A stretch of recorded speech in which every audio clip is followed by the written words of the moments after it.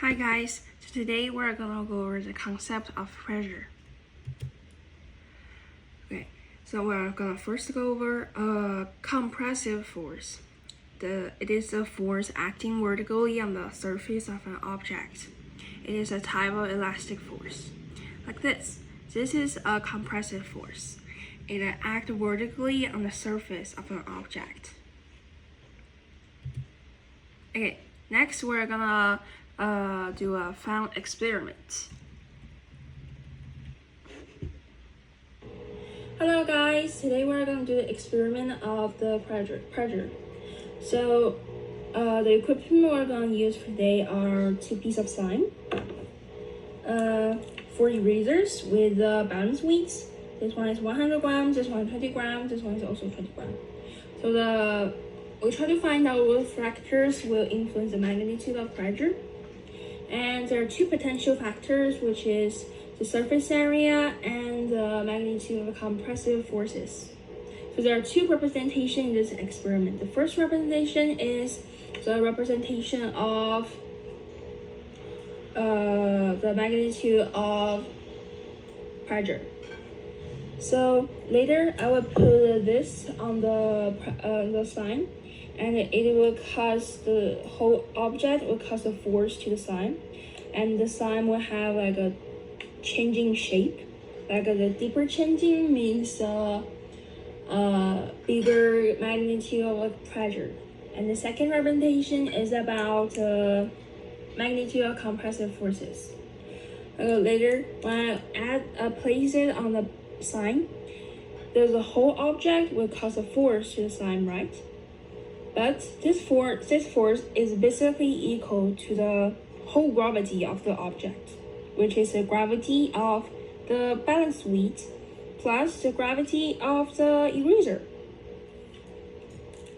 These are the 2 representations that appear in the experiment. Okay, so let's start.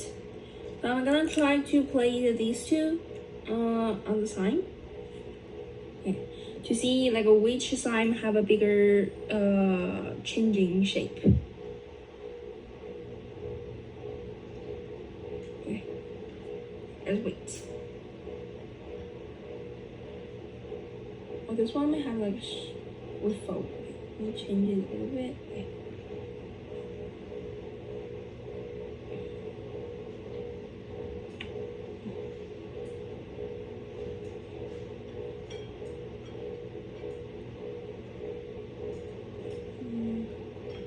This one is not that stable, so I would just like ignore it because it will almost fail. Yeah. Let's just see the like a changing shape. Okay, I think it's time. Okay, I'm gonna put them. You see? Although like this have a different shape because the object feel a little bit, but you can see the deep, like a depth, right? And this one is more on the surface. This one is deeper, much deeper, right?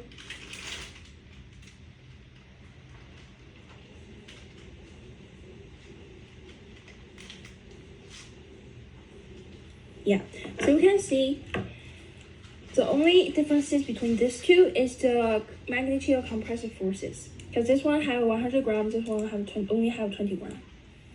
So we can say the more magnitude of compressive force the object have, the more magnitude of pressure it have. You have like a more magnitude of pressure. Yeah, that's the first conclusion. Yeah, and we can do the second one. And I need a little bit of time to adjust the equipment.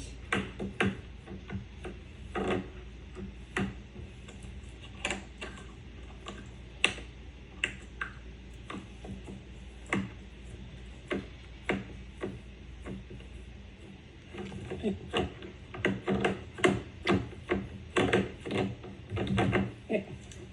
This is slime.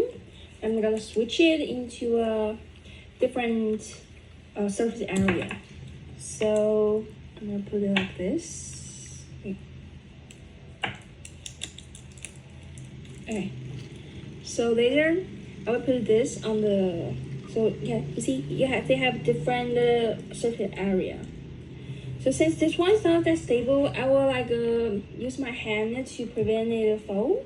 Yeah, a little bit, but maybe that will cause some inaccuracy in my experiment. But I don't have that perfect equipment like in the professional physics experiments. So just like a yeah.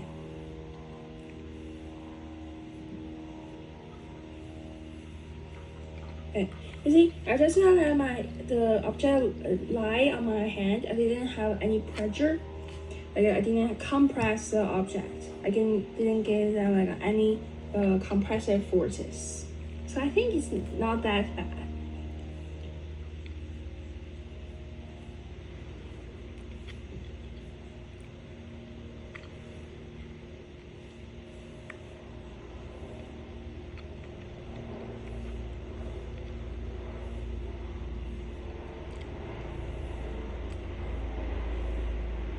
Okay, I think it's time. I'm gonna remove them. Okay. It's still pretty clear. Like we try to have a deeper shape changing.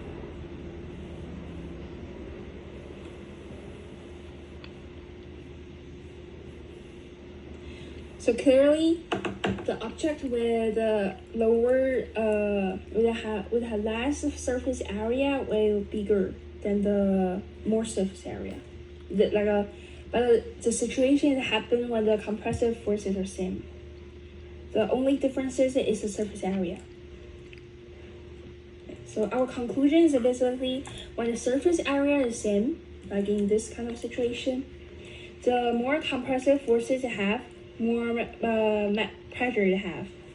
And when they have a different, when they have same compressive forces, but they have a different surface area, the less surface area it has, the more pressure it has. Thank you. Okay. Let's go over next slides. Okay. So the definition of pressure is the amount of force exerted on a unit area. The symbol is the lower key of P. And the unit is Pascal. We write it as PA. And there's a transformation of two kinds of Pa, which is the kPa and the normal Pa. So 1 kPa equals to 1,000 Pa. The formula is F divided by S. F means the magnitude of compressive force, and S means the surface area that is acted by the force. And for a cylinder uniform object, the formula will be P equals F divided by S. Normally, but in the cylinder uniform object, normally the compressive force is equal to its gravity. So it's also gravity divided by S. And gravity is equal to mg. So it is also mg divided by S. And m is rho v. So it is also rho vg divided by S. And V for the cylinder uniform is SH, so it is rho SHG divided by S. And if we cancel S in the bottom side and the top side, it will be rho HT. So the pressure of the formula of the pressure is rho HT. Okay, thank you for watching.